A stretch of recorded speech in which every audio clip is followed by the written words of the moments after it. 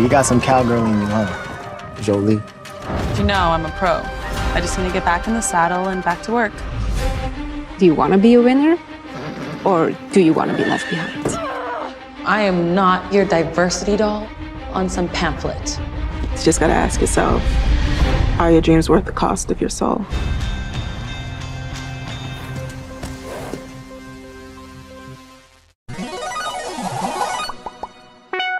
Hi, Ruben. Hi, how are you? I'm well. How are you? I'm doing great.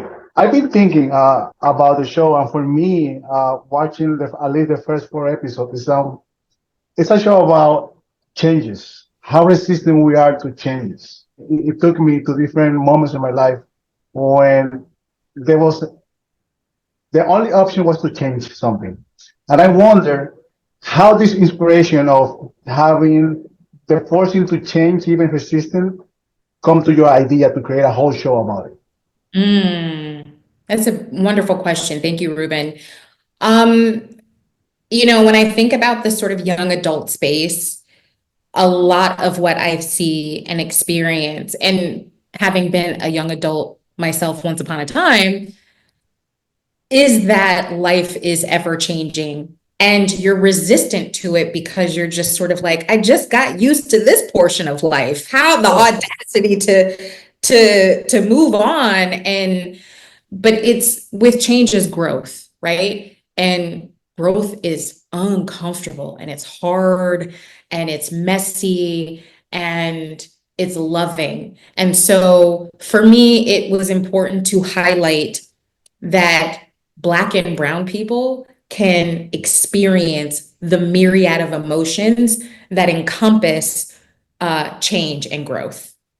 Because also we are attached to our cultural differences.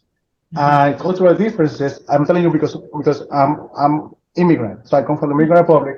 I moved to the States, and for me it was like even surrounded by Latino, still is to adapt. And why using a horse in the middle of everything? Is any kind of metaphor, or is something that you really like to express or use? I feel like in regards to change and growth and, experiencing differences, you're often looking for what's safe. Where can I turn to where I can just... And the message of the show, which is a message of the book, is that the relationship between human and horse is very important. And it can be very therapeutic. So this family that's highlighted in the show, they've owned this ranch for 100 years. They've been raising horses for 100 years, and their relationship with horses is not only competitive, but therapeutic. And Jolie's relationship with Beauty and Beauty's relationship with Jolie is one of the reasons why they're able to survive and grow together. And that's what I love, because movies and shows have used horses in terms of being noble. The relationship humans and horse is always been competition and being noble with them. And it always gives me this curiosity, because why we choose horses to awake these feelings. And I remember watching The Horror Whisperer many years ago, and it just brought me back those feelings.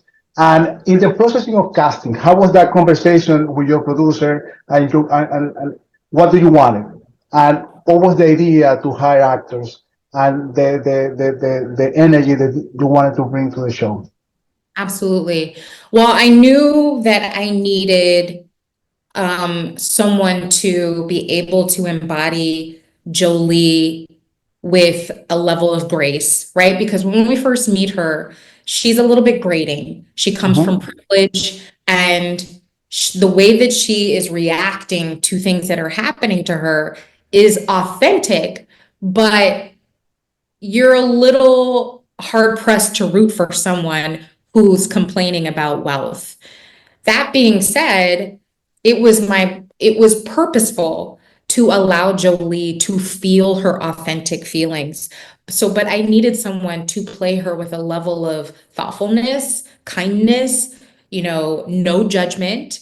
And Kaya Coleman, who plays Jolie, just knocked it out of the park. And I also needed, because the show is predominantly about Black women, needed a Janelle and a Ronnie and an Yvonne who had the connective tissue that transcended the screen. And what you see on camera is what existed behind the camera. How do you feel? Because we usually don't see Black people around telling these stories about horses connection, moving on, and trying to be something different and be better. We also see the opposite, the gang, the whole hip hop culture. Nothing like this. No, I'm not saying nothing, but it's not usual. And how do you feel the streaming services are taking these kind of stories and putting it in the platform, and so many people have access to it, not just in this country, outside, and even different cultures, different skin colors, different way of thinking? Because I remember growing in the Dominican Republic, my idea of Black people was the same. Gangbang, hip hop culture, or single parents, everything. But now we have the opportunity to tell different stories. Well, I think, first and foremost, we as creators have a responsibility to tell authentic stories, right? So the stories that have existed around Black and Brown people, it's not that they aren't real, right? Gangs, addiction, broken families, all of that exists. It's just not the only thing that exists in Black and Brown families. So my goal as the creator of this show was to highlight something different, and truthfully, a version of what my family looks like, which is very matriarchal. And to highlight not only, and one of the reasons why I said it in Baltimore is that everyone knows Baltimore through the lens of The Wire. So why not give them something else? And you did a great job. And congratulations, Pilar. Thank you so much, Ruben. Thank you for your time. Thank you for your time.